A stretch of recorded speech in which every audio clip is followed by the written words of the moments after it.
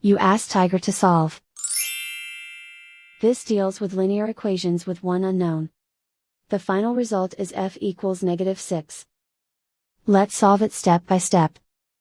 Group all f terms on the left side of the equation. Subtract 5f from both sides. Group like terms. Simplify the arithmetic.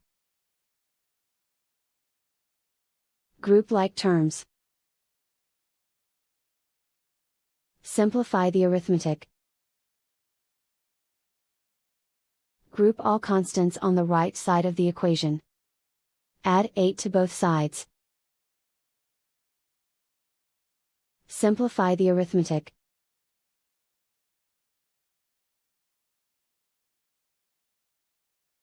Convert the f into a positive number.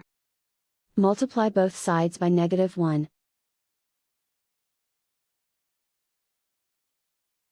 Remove the ones. Simplify the arithmetic. And so the final result is f equals -6.